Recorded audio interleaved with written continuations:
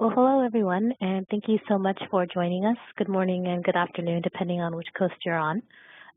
Today, Peter and myself are going to be talking about fixed ops and how to leverage digital marketing to improve customer retention. If you have any questions throughout the webinar, we encourage you to enter them into the chat window, and Peter and myself will be addressing all of your questions at the end of the webinar. Also, your lines are muted, but if for any reason they do get unmuted, please mute them again, just because we want to be respectful and make sure that you can actually hear the presentation.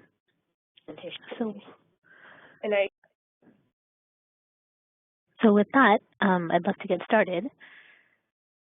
So today, myself and Peter are going to be your hosts.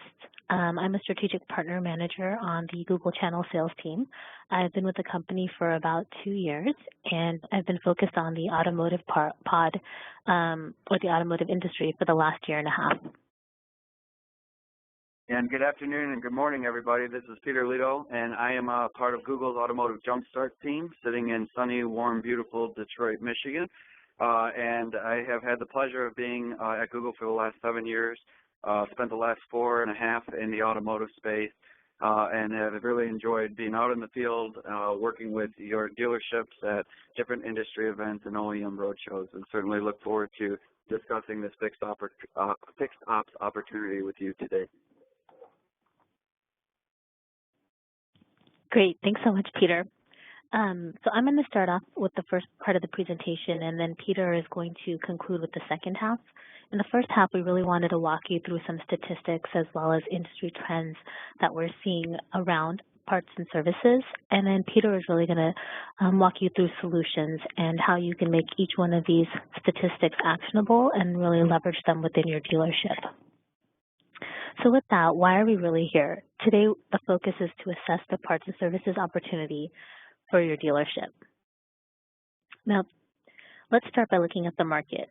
So consumers spend about $310 billion on vehicle repairs in 2013. Surprisingly, OEMs and dealers are only capturing $84 billion or 24% of this market. We know where our consumers are spending their money. Now, the next step is creating a strategy to be top of mind and to be the preferred dealer when the consumer wants to get their vehicle serviced. Google has always believed in following their customers and developing based on customers' needs at that point in time. So this is very similar if you think about it. We know that our customers get their cars serviced or repaired. Now is the time to really leverage all channels, digital and traditional, to be the trusted source that the customers go to. When talking about fixed ops and services, we're always asked about what the profit margin is, which is fair. Many dealers want to know if investing time and resources in parts and services will move the dial when it comes to ROI and profit. The average profit margin for a new car sale is roughly 6 to 8%. Now let's compare that to the average profit margin of an auto parts sale, which is about 20 to 28%, or the profit margin for a vehicle service or repair, which is 50 to 65%. In looking at these numbers, we can once again see that fixed ops and services can enable dealerships to achieve higher profit margins and overall ROI. If we know that the margins are higher when dealing with automotive parts sales and vehicle services, we should weight these areas equal or greater than the new car sales and refine our strategies to focus on this overlooked opportunity. In working with several manufacturers, we know that our customers who service their vehicles at your dealerships are at least 2 times more likely to repurchase a vehicle from your dealership, making it very important for you to help connect the dots for consumers between your service lanes and sales floors.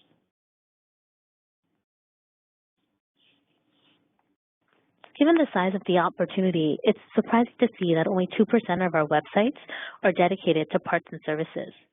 The lack of awareness around your dealership's offerings is limited the potential to increase profit and acquire new customers. We know that our target audience starts their research by going online.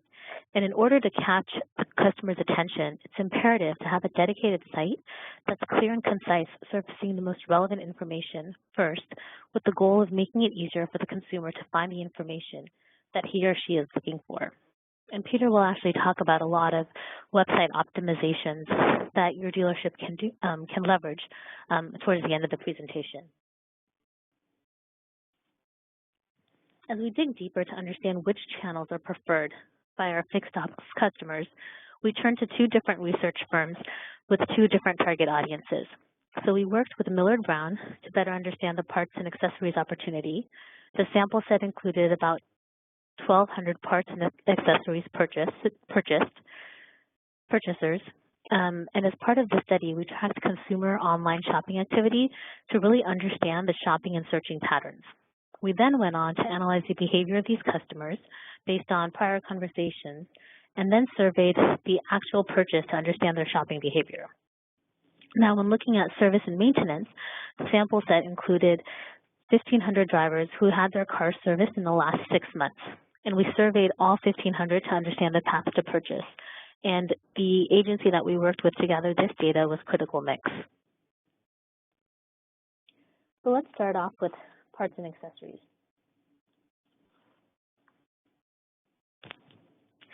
70% of drivers research online before they purchase. So this shouldn't come as a surprise for us. Google uses the term Generation C. This is not meant to categorize individuals by age, but more by behavior and mindset. All of us on this call are part of Generation C. We're constantly connected, we want relevant information, and we want it surfaced immediately. We want answers instantly, and we want to be familiar with all the options that are available to us. The research that's being done online is driving action. Drivers use the web not only for research, but to purchase as well. 40% of those drivers that researched online purchased offline. So this means that if your website is found during the research process, consumers are more likely to come to your dealership to make a transaction. 30% conduct their research using other channels, but still purchased online, while 25% of drivers who researched using other channels purchased offline, and only 5% conducted no research.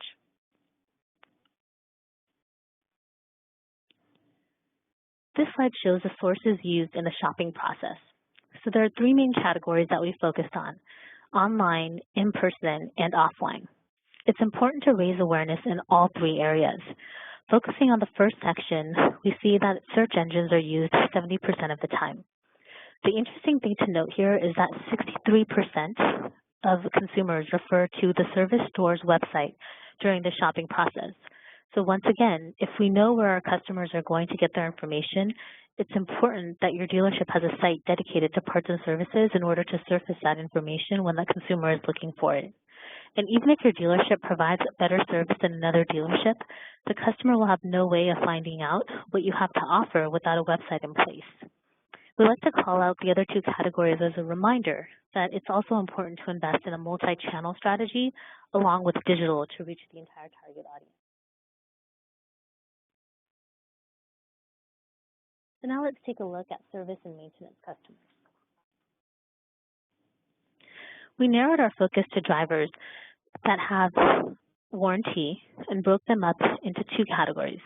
Those that are loyal customers, and these are basically customers that have used the services that you offer and are willing to come back, and non-loyal customers. So those that have used your services but may go to another service center the next time they need repairs or maintenance. We'll start by looking at those customers that have a warranty but are not loyal.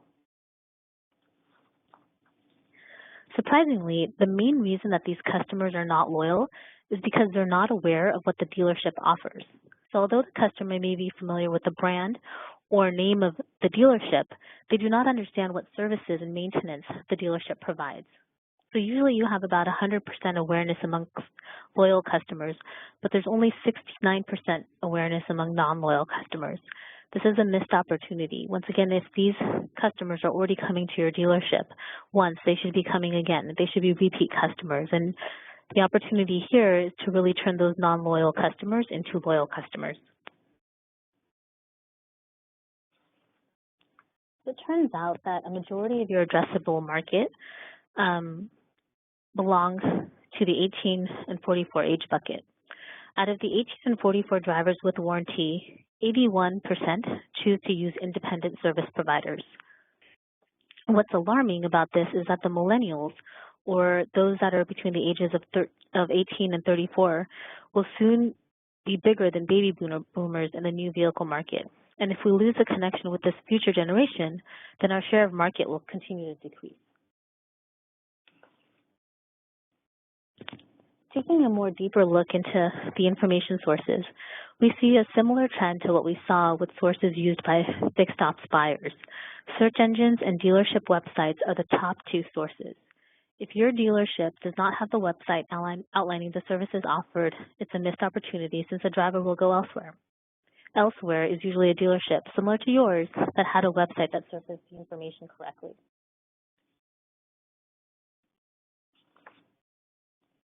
The numbers for the non-loyal customers are more striking. So the light gray is those are all the warranty drivers, and the black bars are the non-loyal customers.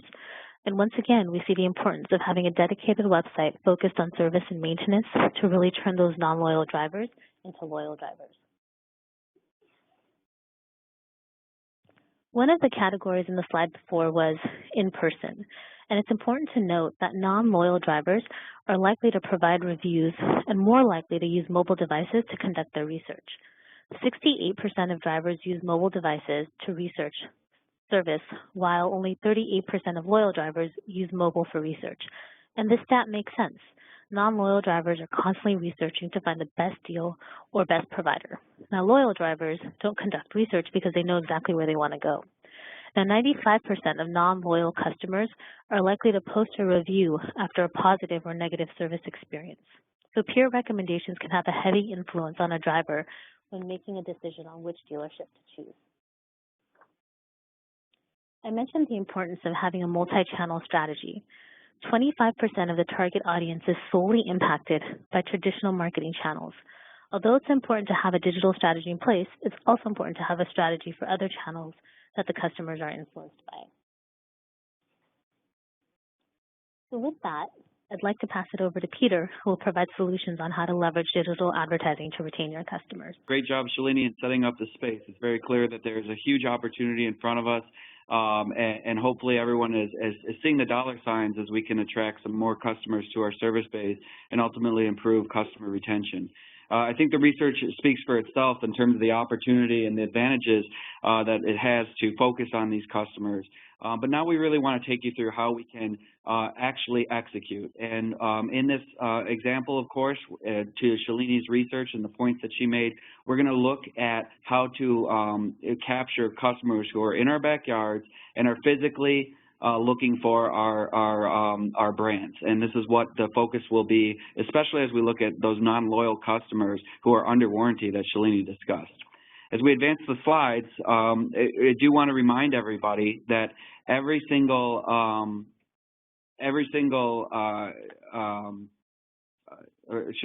I'm sorry, I don't have control of it. Thank you. As we continue to advance the slide, everyone that we'll target online, we can really pinpoint the customer to understand exactly who they are and what they're in market for. And so remember, the promise of digital is eliminating waste. We can identify a group of people, as you see in the upper left-hand corner, and determine who's in market for service or actively seeking tires, or maybe looking specifically for a Ford Fusion oil change. And you as an advertiser can come to Google's platform and tell us you want to target these people and only if they are located within X miles of my dealership. Very influential, obviously understanding a customer's intent, what they're looking for, and that they're physically located within arm's reach of your store. Please keep this in mind through all the solutions that we discuss. So we're going to start by asking you 3 questions in the rest of our time together. As the leaders of your business, these are 3 questions that we're going to ask you in determining if you are prepared to capture this traffic and this demand from the customers. And as we advance the slide, the first question that we will be asking you is, are you providing a seamless experience for customers on your website? Now, for those of you who have had the pleasure of being in front of before, website performance is typically not something Google addresses. At the end of the day, Google's job is truly to drive as much qualified traffic to your websites. What happens once they get to your website is typically not an area of expertise. But as Shalini demonstrated earlier in a case study that was conducted by DealerOn, just 2% of dealership websites today have fixed operations content on the website itself. And so I think it goes without saying that we first need to look at the website itself to make sure that we are meeting consumers' demand and have the ability to make it a seamless transition for them to interact with our brand. What we're going to do in the following slides is go through a couple of examples of what we're seeing from a consumer standpoint. And I ask that you put yourself in the mindset of the consumer in these examples. By no means are we here to call out any dealership individually, but the focus of how we can continue to improve upon this customer experience will be important if we're going to capture these customers. In this first example, we often find, as we alluded to earlier, that there's limited information on the dealership websites when it gets to parts and service. And as you can see in this example, in this first screenshot, after clicking on an advertisement, you are driven to the home page. And as this continues to build out, you have the option at the top to go to service and click on service specials. And we come to a page that looks often like this. Now, I understand that there is information here. We have links on the right-hand side under quick links for service center, schedule repair, contact and specials, the dealership information and hours. But overall, even a schedule form on the far left-hand side. But overall, what I would ask you to do is compare your current service pages to what you would see on the sales side.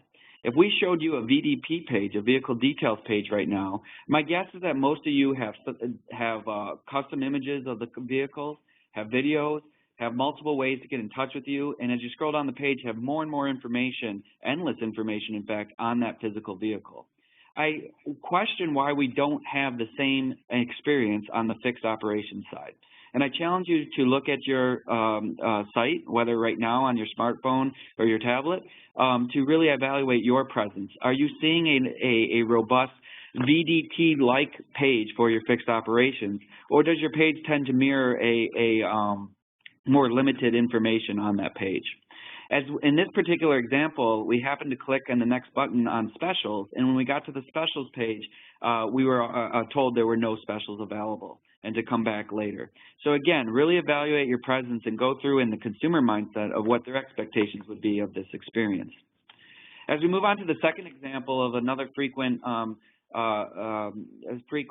practice that we see, we often see a nice robust page like this one where at the very top of the page there's find new and used vehicles and a clear button for service my current vehicle. But what happened when we got to the service my current vehicle page, there's great information on why to choose this dealership, why service specials and parts centers, but there's also a mention of an online service appointment form, yet no link to that form itself. Again, information is there, we say it's available, but the customer does not have the ability to interact with us in that way. As you all know, in our digital world today, being constantly connected, as Shalini pointed out, you know, being able to connect with your business in the manner of which we choose, whether that's phone, whether that's chat, whether that's text, whether that's an online service appointment, is critical to meet the customer in the avenue of which they want. And we encourage you to evaluate this message as well. Let's look at the third example of the screen. And in this example, we're going to go to the ever-important mobile device. I don't think we have to reiterate with this group how important mobile is. Today, about 50% of all traffic from the automotive space and fixed operations coming to Google.com is coming directly from these mobile devices. These devices are never without arm's reach. If you're like me, you probably, fall asleep, and the last thing you do is look at the device, and unfortunately, the first thing you do in the morning is look at these devices. They are now embedded into our daily lives. But I wanted to walk you through an experience that I found on mobile, and I do encourage you as we go through this to pick up your mobile device and look at your experience and try to schedule an appointment on your site for service leveraging your mobile device. Whether you go to Google.com and click on your organic listing or whether you go direct to your website, please feel free to follow along with me in this example. On this example, as we can go to the next slide, we have multiple steps that you'll see. And Shalini, for interest, go ahead and build out the slides as we go here. But in step one, I went to a dealership website and I was asked to enter my information directly from the mobile device. So I started to enter information on the device with my name, and I went to step 2 and was told that I wasn't currently registered, and now was first given an option to create a new customer name. Now, as a customer in this example, I already knew I wasn't registered on the site, but in step 1 was given no option to actually create as a new customer. I then went on to step 3, and in step 3, I was able to put my first name and my home number, which led me to steps 4 and 5. Which were to pick my vehicle and the actual model, and then I continued on to step 6. And in step 6, I was asked to do the year, and step 7 asked me for my mileage, which was optional. Step 8, mind you, I'm on a mobile device, on the go, and wanting to complete this quickly, was asked to give what service I was looking for. The beauty of this is that I could click on details for more service information, but was simply asked to check the box. And then you're going to continue to see step 9, 10, 11, and 12, and 13 here, where we scheduled an appointment time. And step 10 was told that appointment time is no longer available. Step 11 was given a new set of appointments. Step 12 was a transportation option. And step 13 was review and book it. And so at the end of the day, there were 13 steps as you build the slide that were available to me to make a service appointment. Now, I know what you guys are saying to yourself. Did you really just walk me through all 13 of those steps? But I have to tell you, from a consumer standpoint, as we're trying to make this as easy as possible for customers to connect with our business, to make it as seamless as possible, this process, one could argue, could maybe be reduced. And as a customer, went through these 13 steps, one question came to mind as we go to the next slide as to this entire process, and that question was respectfully, why? Why, as a consumer, was I asked to go through 13 steps to book a service appointment? Now, I'm not saying that there is a bad reason for this. Maybe there's a great reason from a dealership perspective that will make this process better for me when I come into your service drive. But throughout that entire process in this one example, that communication was never provided to me as a consumer. By filling out all 13 of these steps, this is the benefit to you as our customer. Let me give you an example that's not necessarily in our auto space, but as many of you know, I travel a lot for business. I'm on the road constantly at different conferences and events, and have the pleasure of working with you. And in doing so, I often rent a car from a Hertz rental car company. Now, Hertz allows me through their mobile app to quickly book a vehicle in a very easy two-step process. They actually need a lot more information from me than that, but they let me know that if I'm on the go and I'm simply looking to reserve an appointment time, you're welcome to do so, but please know that if you don't fill out these 5 boxes before you come in, you will have to stop at the counter as opposed to getting, rolling up right off the plane, right into the garage and picking up your keys directly from a certain vehicle when they text me what stall the car is in. My point there is, there's obviously a value add to the customer in the Hertz example I'm providing by giving as much information as possible up front. It will save me time once I arrive at my destination. I'm assuming the same is true in the step process it takes to schedule an appointment with your service centers, but I ask that you consider how this is being communicated to the customer, or how we can then, if we don't need all of this information, reduce some of those steps. Let's move on to the next example. In this next example, you're going to see another scheduled service appointment that was conducted on the website itself, on a desktop site. And you can see that this fictitious dealership, and I say fictitious because we use my name, gave a 4-step process. It was a very quick 4 steps to selecting a service. As we build the slide, we'll see in step number 1, I just was asked to fill out my make, model, and year. In step 2, I was asked to, given some pre-selected options for my service and being able to select more. In step number 3, I was able to schedule an actual date. And then finally in step 4, I was able to confirm this date and book it. And as you can see from a consumer standpoint, this was a relatively painless process. There's one challenge that I would like to alert you of in this example.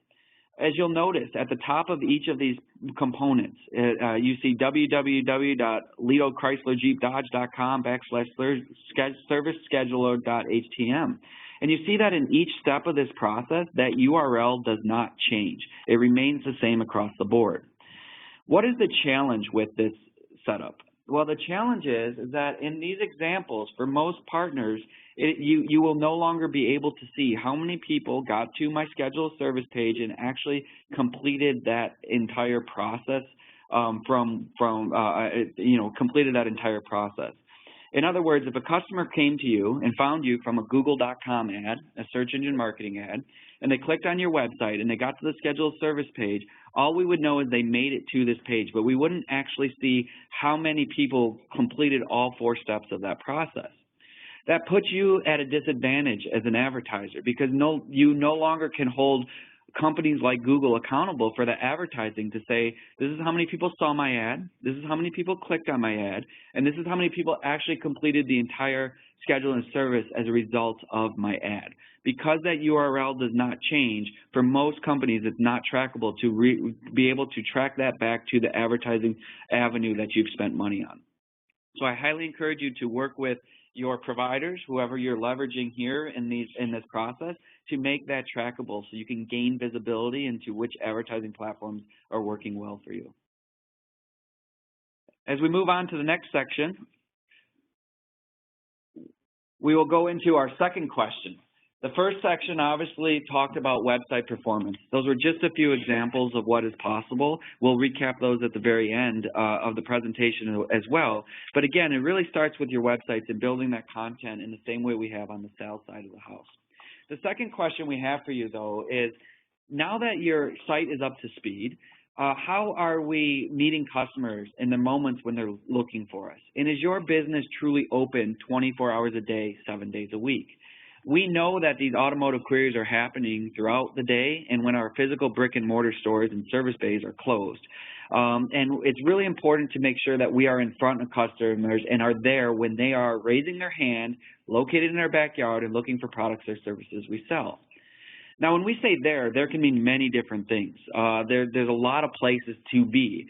But from a consumer standpoint, knowing intent and knowing where customers are turning their attention, there's one avenue that we want to discuss today, and that is search. And as you go to the next slide, you're going to see the value that search provides in this entire shopping process. First of all, we know that every single month, over 70 million queries of fixed operations, parts and services are coming to Google.com. And this is where customers are relying on a search platform to connect them with businesses who can help meet their expectations. But we also know it's just beyond research. There's also an intent piece and consideration. As Shalini mentioned to you from the research that was conducted on the Millward Brown side, the #1 most leveraged resource, both traditional and digital, in the entire shopping process was indeed search. Now, I want to point something out to you. As many of you know, we conduct this research on the sales side quite often, and search is a very important resource in this shopping process for a new vehicle sale. In fact, it's actually the 3rd ranked resource in the shopping process behind your dealership websites, your OEM websites, and then search. But on fixed operations, customers are even more focused on and leveraging search than on the sales side, making this you must participate on search platforms, Google, Bing, and Yahoo, to be able to make sure that you're meeting this customer demand. And then finally, when we talk about going from research to consideration to intent, we know that according to Automotive News, 2 out of 3 visits to your dealership website are coming directly from Google.com, making this a critical stop in the shopping process. Customers are leveraging the platform every day, and you have the opportunity, both organically and in paid search, to make sure that you're there to answer the customer's questions. When we talk about search as a whole, as we go to the next slide, we see that referral traffic according to ComScore. And what you're looking at on the left-hand side is all of parts and service website referral traffic and the sources that are driving that traffic to your dealership websites. And what you're seeing here, and just to be clear, when we refer to referral traffic, it means where was a customer, what was the last place the customer was before they got to my physical site. And you're seeing the influence that search has in this process. As you can see on the far left, you can see the amount of referral traffic that Google is driving. You have other engines there, Bing and Yahoo, the Google Display Network, Gmail, YouTube, and Facebook, all on these pages. And we're seeing that Google.com alone is driving 31% more growth in referral traffic year over year. 31% more people are being driven to your dealership websites for fixed operations than last year alone. The same growth is happening across the Google Display Network and YouTube as well. We'll briefly touch on those latter points at the end of our presentation, but for the rest of this section, knowing the influence search is having, we're going to focus on search and specifically search on Google.com. As we move on to our next slide, when we go to Google.com, the question now is, what are customers finding? These are, again, customers in your backyard looking for parts and services you sell. And in this example, and to Shalini's point, we're focusing on branded traffic. This is customers who are looking for OEM branded parts and not just oil change, not just tire rotations, but physically looking for a make and a model plus a brand. And in this first example, we see a TrueStart battery, a Toyota battery. And often what we're seeing is in the organic results, which are not highlighted, and in the paid results, which are highlighted at the top and down the right-hand side panel, you're seeing a lot of third parties penetrating these pages. In many cases, we're showing up organically, but this paid traffic is being dominated by, for the most part, third-party independent service centers who are trying to intercept our customers and our traffic and are giving their message right here on the search page. And frankly, this trend continues whether we look at TrueStart battery prices or we move on to the next screenshot. That's looking at Accord oil change. Again, you see the organic listings there.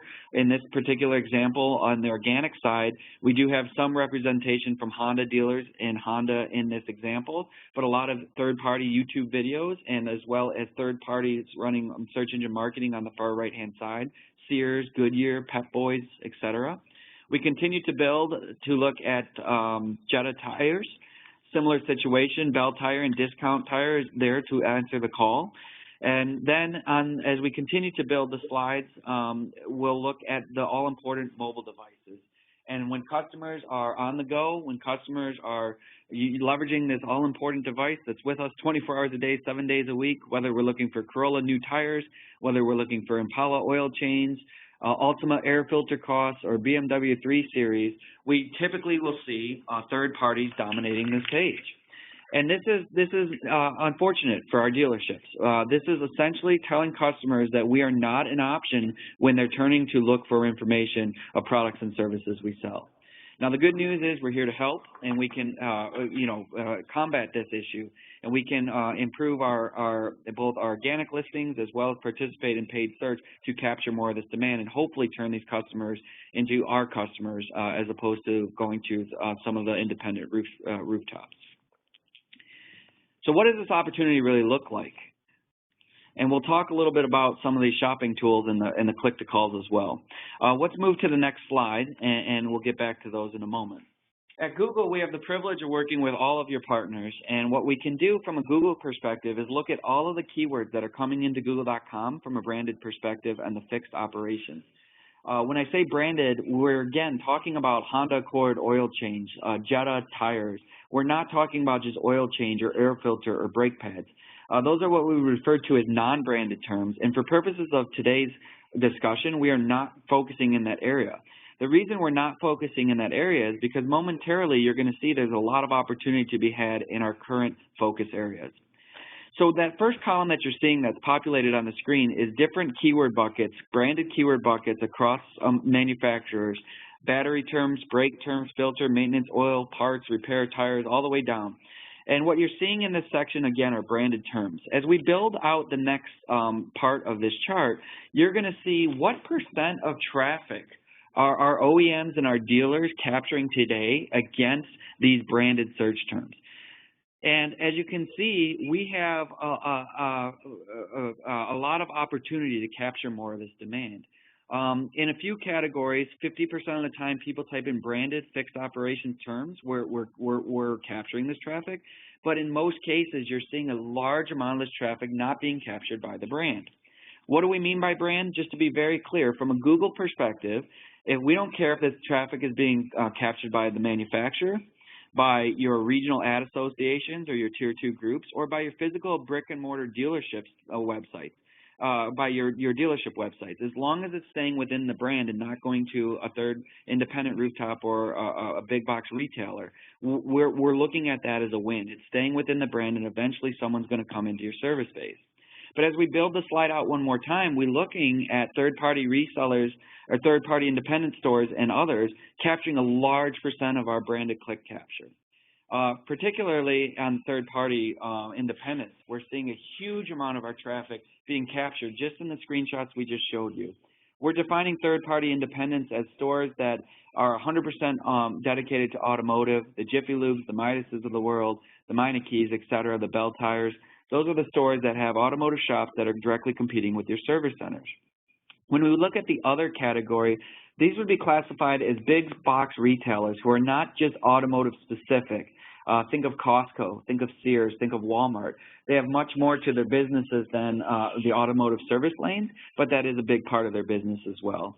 And in the final box, we look at, as we build out the slide, we look at competitors, which is a non-issue here. In other words, we don't typically see a Honda dealer competing with a Toyota dealer when someone types in Toyota Camry oil change. This is one avenue where conquesting each other as fellow dealerships is not happening. But across the board, as we build the slide, at the end of the day, what we're finding is that OEMs and dealers are capturing less than 50% of branded search traffic from fixed ops today. And the point of our session here is not to get down on the opportunity, but to look at this as a glass half full, because we have opportunity to improve and to hopefully drive more service visits and more ROs and part sales for our dealerships. So what does this opportunity look like? Let's move on to the next slide, and we'll examine exactly where we can focus our time and attention. And oftentimes we get the question, well, you know, I only have a limited budget, or there's only certain areas I feel like I can play. Where should I begin? Well, we want to show you what this opportunity looks like. And so what you're going to see on the next slide is might be a little bit of a confusing chart for the eye, so if you can bear with me, I'll walk you through it. On the left-hand side, we have the competition. Ultimately, the higher up you go on the left-hand side, a la batteries versus repair, the more competitive the category gets. In other words, more and more advertisers are wanting to show their ads against battery terms, as you see at the top of this chart, than repair terms towards the bottom of this chart. Battery terms, from a search perspective, will be more competitive. A la, you can expect to have to bid more to show your ad against those areas. On the bottom axis, we have year-over-year growth, and the further these bubbles go to the right of the chart means the more this category is growing year-over-year. So in other words, no category is growing faster than transmission terms, year-over-year growth, whereas repair terms are actually declining slightly.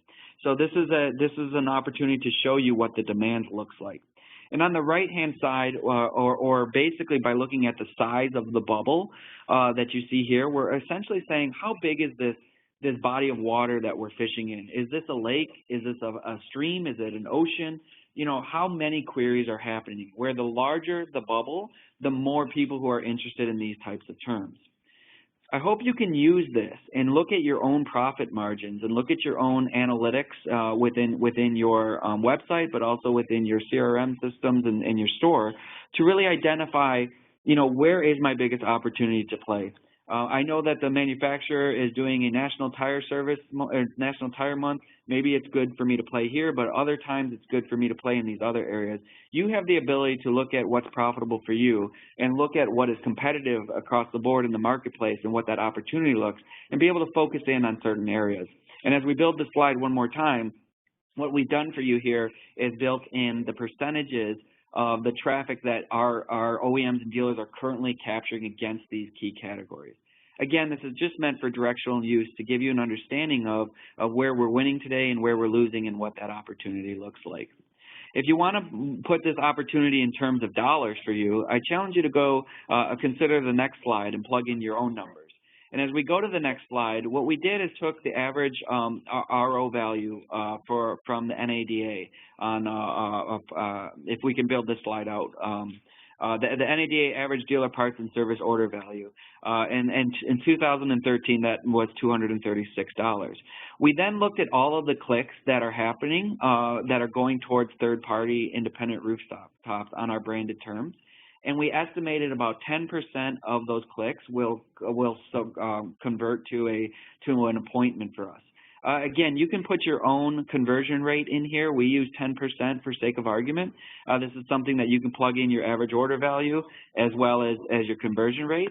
And what this will do for you is then give you an estimated opportunity as you build this out to see what this opportunity looks like from a average DMA standpoint. And as we build the slide further, we'll find that this is an estimated projected revenue in an average size DMA of $3.3 million that is falling outside of our services.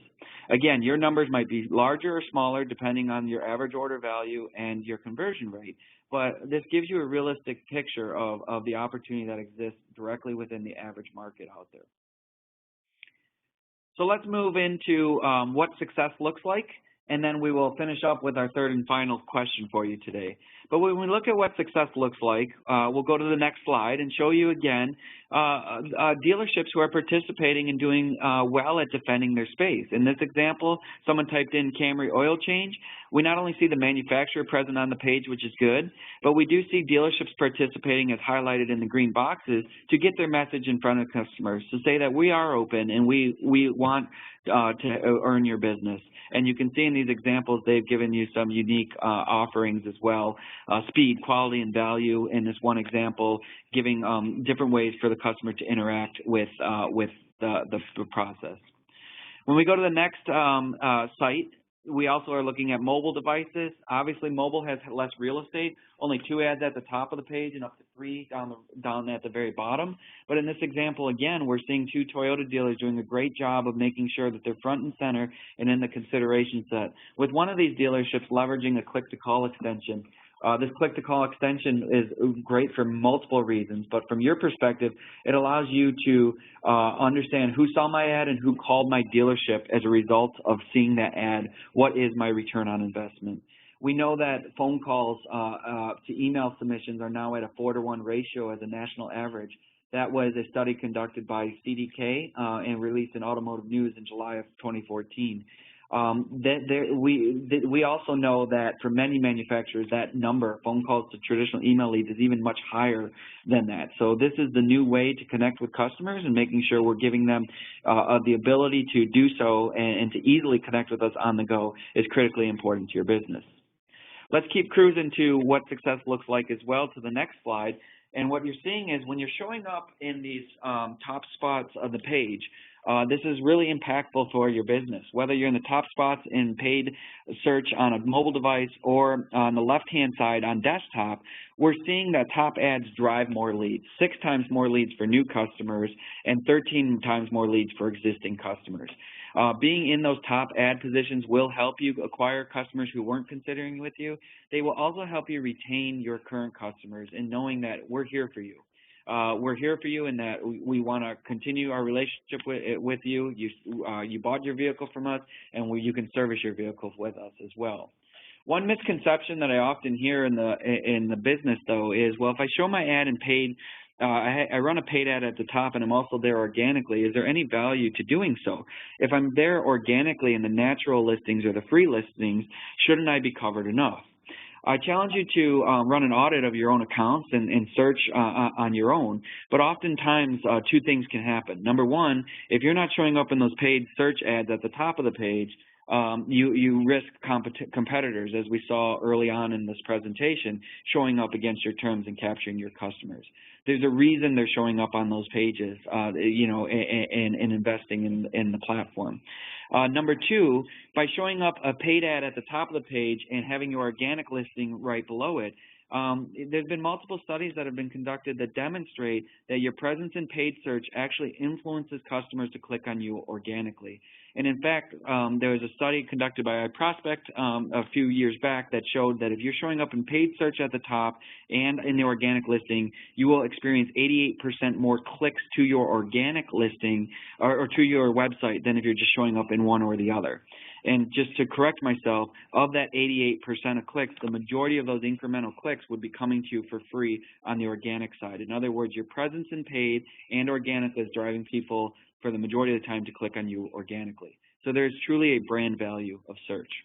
Happy to take some questions about that in the Q&A. In the interest of time, let's keep moving on here for best practices. What we also know as a best practice is we have the luxury of mobile devices being GPS enabled, understanding a customer's location. And you as an advertiser have the ability now to look at a customer who is looking for a part or service you sell and is directly in your backyard, and you can say to Google, I want to show my ad to any customer who is within 5 miles of my dealership looking for parts and services I sell. And you can literally draw a line as you build out the slide that demonstrates of all these customers that are here, these are the customers who I want to target with this specific ad. You can go across the road to a competing Jiffy Lube or Midas, and you can say any customer who is within 10 miles of that independent store, I want to target my ad to those customers, and I want them to consider coming into my dealership instead. And you can serve an entirely different ad to those customers based on the proximity to your dealership. And as you continue to build this slide out, it demonstrates, what that can look like as you see in this specific ad that's shown. The final opportunity I want to make you aware of is something that we, on the next slide, is the ability to list your parts online.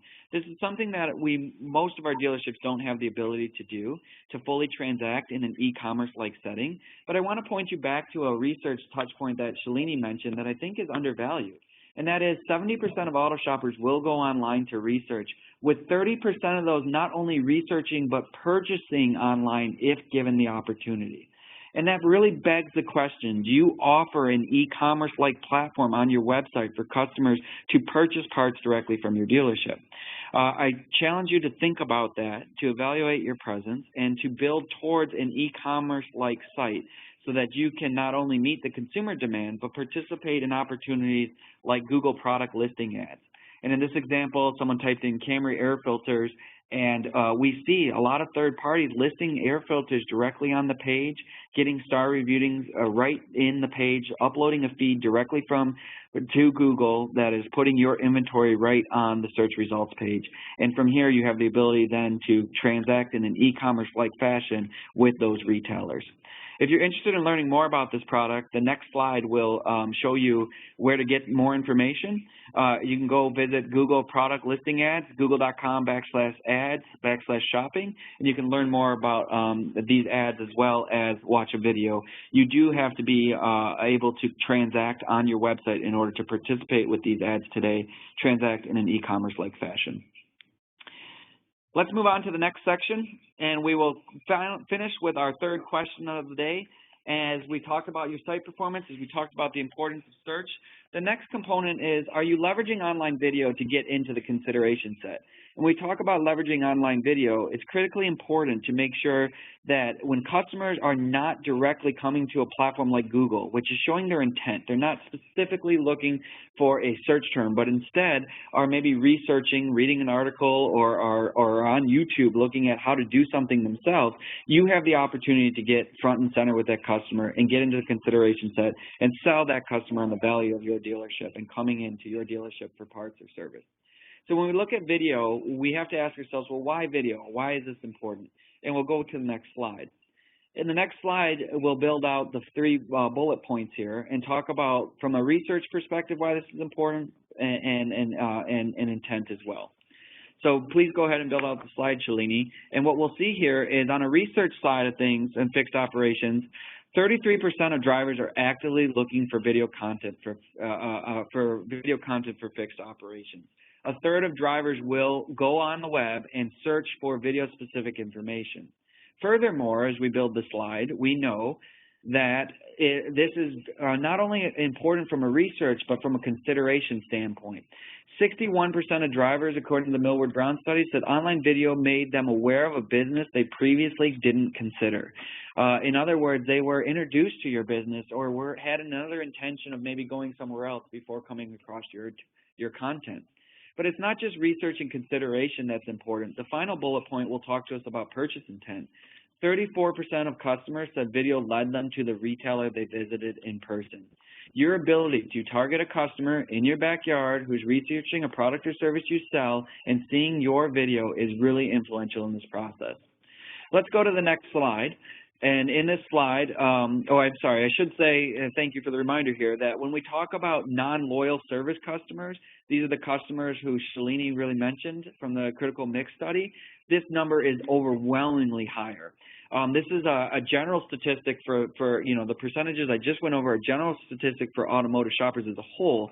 But when we get into those customers who are under warranty but are non-loyal, they're further relying on video in this entire shopping process. And so we really challenge you today for the lowest hanging fruit to really focus on video with these customers because these are customers who are really depending on this platform. As we go to the next slide, we will talk about the role of video and where customers are consuming it. And I think there are two things to note here. When we look at the top sources used to watch parts and service videos while researching, YouTube really stands out. 55% of these shoppers will go to YouTube and look for parts and service related information. As many of you know, YouTube is the world's largest video network. It's also the #2 search engine in the United States, with more searches happening on YouTube.com than any other platform with the exception of Google.com.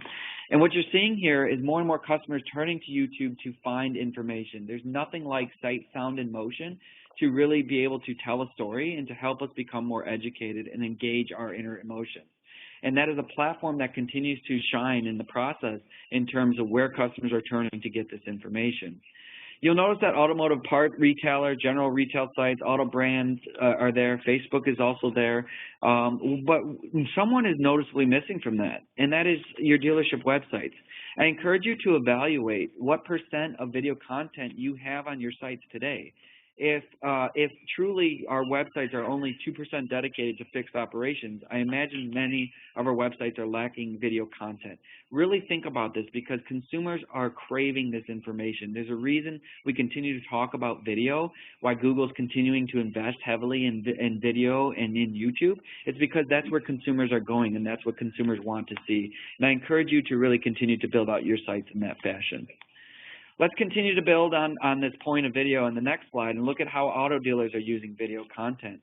And these are just a few snapshots of a few dealerships who are uploading content and really a few different scenarios. I want to point your attention to a few things. Number one, as you can see in these views, a lot of these videos are getting hundreds or even thousands of views. This is impressive. People will watch your content if you upload it to YouTube and organize it. 9,000 views, 2,000 views, 500 views. This is all great exposure for your dealership to get customers consider you. Furthermore, I want to point these examples out to you because you're seeing varying degrees of how dealerships shot video content. Some are very professionally done, right, in maybe a studio of some sort, and you can kind of see which ones. Others were leveraging a smartphone, a flip phone, some sort of handheld video recorder that is giving a sense of authenticity. The beauty of a platform like YouTube is that both formats are highly acceptable. Whether you're developing parts for video for television and you want to put that online, or you simply have somebody in the service lane who wants to talk about why servicing your vehicle at the dealership, these are all great things that you can do whether you have a large marketing budget and production budget or a very small one. Let's move to the next slide and talk about how you can advertise with video content. And one of the great offerings that Google offers today is an opportunity for you to leverage your video asset, get it in front of a customer who's in your backyard looking for parts or services that you sell, and only allowing you to pay when somebody actually transacts or only somebody actually watches your ad in full. So in this example, someone typed in Jeep oil change on YouTube, and they're about to watch a Chase Networks video on how to change your oil. You know this customer is in your backyard. You know that you're a Jeep dealership. You have the opportunity to say, hey, wait a second. Before you watch this video, let me tell you why you should come to our physical brick-and-mortar store. And here you see a video which airs before the customer is about to watch the video from Chase. And after 5 seconds, the skip button appears. If a customer wants to skip your ad after 5 seconds, 10 seconds, 15 seconds, 29 seconds, you don't pay a dime. You only pay if a customer watches your ad in full. This is something that we're calling true view advertising, accountable advertising, where we're trying to hold your dollars more accountable to instead of charging you on an impression basis, it's really for the actual interaction with that customer. A few things to note about this. If you run a 15-second commercial, you will be charged after 15 seconds. If you run a minute commercial and the customer watches up to 30 seconds, you will be charged after that 30-second commitment. If you run a 30-second commercial and the customer wants to skip after 25 seconds, you are not charged. It's up to 30 seconds or to completion. Really granular advertising and really great way to get in front of customers. The average dealership is spending between 8 and 12 cents on a view, knowing a customer voluntarily watched this view. Any incremental value that you put into your ad, whether you include a link to your website or a phone number for them to call, is 100% free for you. You are only charged on this cost per view basis. I want to show you one example of how a dealership was leveraging this platform, specifically in the fixed ops category. And as we move to the next slide, you're going to see an example that is coming from us from Rick Case Honda. Rick Case, a very innovative dealer in southern Florida, in the Fort Lauderdale area. A special shout out to that team who is always testing new things. They partnered very closely with UnityWorks Media out of Minneapolis. Mr. Video, Phil Thur, and team produced this case study with Rick Case, and their goal was to conduct a service campaign with pre-roll results. They were charged $1,000 for the media and fees. They got 68,000 partial views or impressions in this basis. They were charged for the 11,900 completed views. So about 17% of customers decided to watch the entire commercial in full. They had the opportunity to skip, but they're only charged for the 11,000 views they got. They got a cost per view of 8 cents per view, and they got an incremental 621 people to click through to the website, which is, again, a free or added value for the dealership. Again, a great way to get in the consideration set and demonstrate that you're there when the customers are looking for you. I want to end with hopefully one inspirational thing, and I know we're up on the 1 hour window here, but before we end on the inspirational thing, we'll go to the next slide and talk about the video content that we're looking for. Often we get the question of, okay, I understand video content's important. I know I need to be there, but like, what do customers want to see?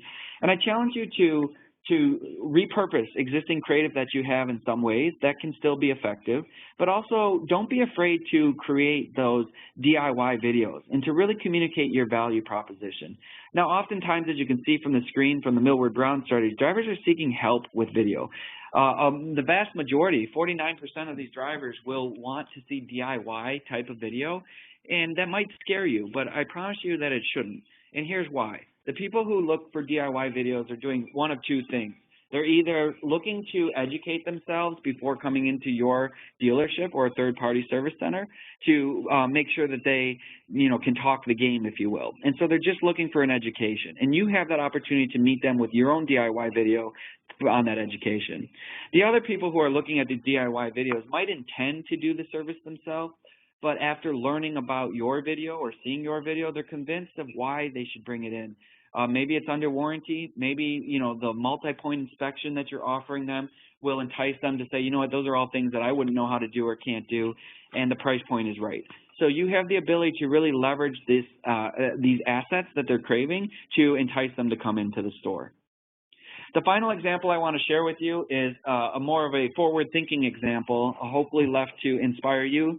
As we move to the next slide, what you're going to see is a video of an introduction of AudiCam. And this is less about advertising your business, but more about what the future of the service bay could look at. Shalini, in a moment, is going to play that video for you, and then we can talk about it really quickly. But imagine what this looks like if you were a customer servicing your vehicle at your store in this fashion. Shalini, please roll the tape. Innovation has always been at the heart of everything we do, and we understand trust and transparency. For instance, and Shalini, if you have any more volume, we could take it.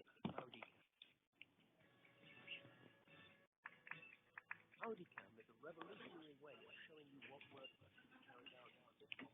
Every time your car comes into the center, and if our technicians find something... And I'm not sure if the volume is low on your end. If it is, in the chat window, hopefully you'll get the idea of what they're doing here. We can talk through it. They'll text you a secure PIN number and then email you a link to the film that can be viewed on any device, including your mobile. The technician will then explain to you the work that we recommend doing. We have found that your front iPads are 100% more. We would advise replacing it today. see, simply authorize the job there and then with confidence at the touch of a button. So whether you're at home, in the office, or on the move, AudiCam gives you a vivid perspective, much of which has never been seen before in the automotive industry. AudiCam, another industry first from Audi. So hopefully you all could hear that okay, and if not, go to youtube.com and type in AudiCam, and you'll see the video yourself. I apologize if the audio was a little bit low. But what you saw essentially there is, an experience that is putting the customer in control. And that's an experience where a customer can interact with your service bay, be further educated, be able to, see the services that you're recommending, understand the reasons why, and even check out with you in a traditional e-commerce fashion. I think we all can agree on how the benefits, what the benefits are on both sides. Not only your side from a time investment perspective and waiting on the customers, but also on the customer side to make sure that they can connect with you at the most convenient times for the customer. And so I challenge you, as our industry continues to evolve, to really think about how examples like this that are being executed overseas in Western Europe could relate to our businesses as well. So with that in mind, we can turn into our summary. I won't go over all of the major points in the interest of time, but ultimately, we know this is a huge addressable market where we're capturing only about less than a third of the opportunity. It's highly profitable. Fixed operations is obviously what keeps the lights on at our dealership, so it's an advantage to focus on this. It also helps with customer retention. The cost of acquiring a new customer from a marketing standpoint is always more costly to us than retaining existing ones, and we can continue to move customers from service lanes to our sales floors and vice versa through focusing on fixed operations. And then obviously there's a huge opportunity that we're seeing just from a Google.com perspective alone. 50% of branded searches are currently falling outside of our control, where customers are finding the competition. We have, as a takeaway to our presentation today, provided you with a few resources that are available. If we go to the next slide, when we talk about website content, you'll see on the far left side the tactics that we went over, the high-level recommendations in the middle boxes, and the questions you can ask yourself or your partners as it relates to your experience. Specifically, how are we building out our website content, and is this, are we making it easy for customers to interact with our brand? The second takeaway, of course, we talked about was branded search. This recaps focusing on these branded terms, our dealership names, and our branded fixed ops terms, the ability to click to call and get directions on mobile devices, and a few questions, again, to ask your partner on the right-hand side in terms of what does that opportunity look like for me? You have great partners in this industry who can help you identify what that opportunity is. And when I say opportunity, how many people are searching for me? How many times am I showing up when they are searching for me? What % of the time is my business open? And if someone searches for, my dealership 100 times a day and I'm only there 20 times, I'm only open 20% of the time. Does it make sense for me to invest more dollars to show up 60%, 70%, 80% of the time? Those are the types of questions you can ask. And finally, on the third tactic, knowing that video is playing such a critical role, especially with those non-loyal shoppers, the recommendations of leveraging video assets and doing so in an accountable way where you're only charged when someone is watching that video in full. And so with that, again, I think on behalf of Shalini and myself, we would love to open it up to questions. You, again, have a list of great partners that are with us on this call today who helped to extend this invite. These groups are well seated into your business to help you succeed in this online space, and we certainly appreciate their partnership. And I'd like to turn things back over to Shalini in a moment for the Q&A. If you want to hear more from us as well, feel free to follow us. These are two social channels that we tend to post a lot of our information to, google.com/Google Auto, and then our Twitter handle is @Google Automotive. Please follow us. We'd love to also hear from you as well. So, Shalini, I'll turn it back to you, and thank everyone for our time.